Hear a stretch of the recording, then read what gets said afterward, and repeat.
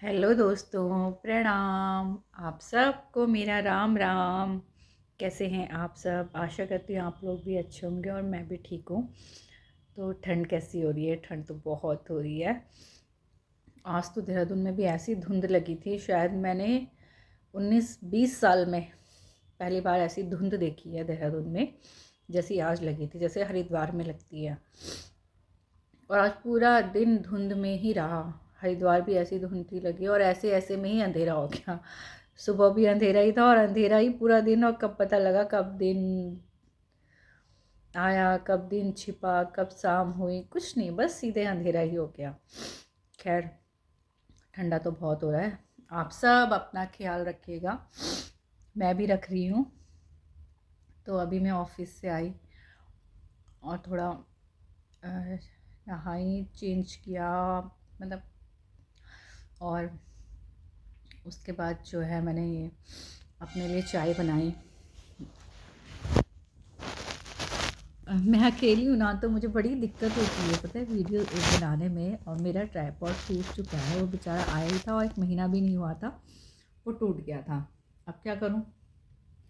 तो मुझे कहीं डिब्बे के ऊपर, कहीं मतलब फ्रिज के ऊपर किसी चीज़ का सपोर्ट दे के फिर मुझे अपने फ़ोन को जो है रखना पड़ता है। और उसके बाद जो है तब मैं रील बनाती हूँ, तब मैं कुछ काम कर पाती हूँ।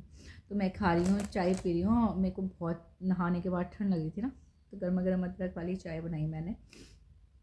और नमकीन, मुझे ये नमकीन बहुत पसंद है, खट्टा एंड मीठा। तो मुझे नमकीन बहुत अच्छी लगती है। जब मेरा मन करता है ना चाय के साथ नमकीन खाऊं, तो मैं सबसे पहले यही नमकीन ढूंढती हूँ। तो ये नमकीन मिल जाती है तो चाय पीने का मज़ा ही दुगना हो जाता है। पर नहीं मिलती तो आलू भुजिया, है ना, बेसन की भुजिया नहीं, आलू वाली भुजिया। तो अभी मुझे पता नहीं कि मैंने खाना क्या खाना है रात को। वैसे मुझे भूख नहीं है, लेकिन पता है कि रात बड़ी है ना, तो पता नहीं कब भूख लग जाए और फिर कुछ भी ढूंढती फिरूंगी, फिर फालतू में मैगी वैगी खानी पड़ेगी। फिर मैं नहीं चाहती मैं मैगी खाऊं। मैं खाती नहीं, बहुत कम। मैंने पिछले 5-6 दिन में 2 या 3 पैकेट ही मैगी खाए होंगे।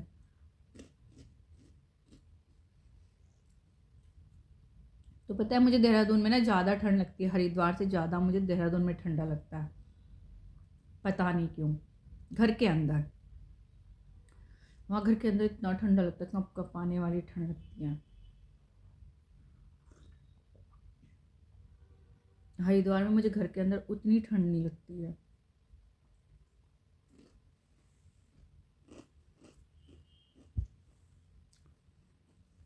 पता नहीं क्या बात है।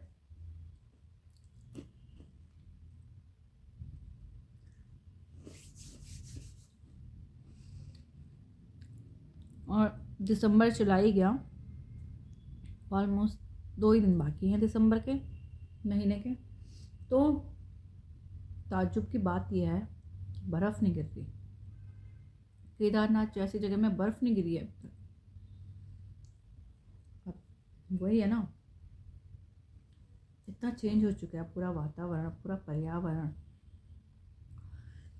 क्योंकि और एक उससे भी दुखद घटनाएं ये घट रही हैं कि मेरे को तो बड़ा ताज्जुब हो रहा है। परसों भी मैं रात को लेटी थी सोने के लिए बिस्तर में, और मुझे काफ़ी देर नींद नहीं आई। तो मैं एक ही चीज़ सोचे जा रही थी कि हमारे पूरे उत्तराखंड में, मतलब कोई जगह नहीं छूटी है पूरे उत्तराखंड में बाघ और भालू। तो ऐसे लग रहा है ना, किसी ने जानबूझ के उनको छोड़ा है कि जाओ अटैक करो इंसानों पे, गांव खाली करवाओ किसी को मार के, और किसी को कोई वैसे डर के मारे बेचारे छोड़ के चले जाए। कैसे रहेगा इंसान गांव में, है ना? पहले जंगली सुअर के कम थे जो ये भालू और बाघ। भाई अब भालू तो मैं देख रही हूँ पहाड़ों पे कि भालू का क्या आतंक हो रखा है कि अब तो लोग अपने घरों के अंदर, हमारे गाय बछड़ियाँ जो हैं गौशालों के अंदर भी जो हैं बिल्कुल सेफ नहीं है। भालू तो छत फाड़ के, दरवाजे तोड़ के, अंदर घुस के सारा नुकसान कर रहा है।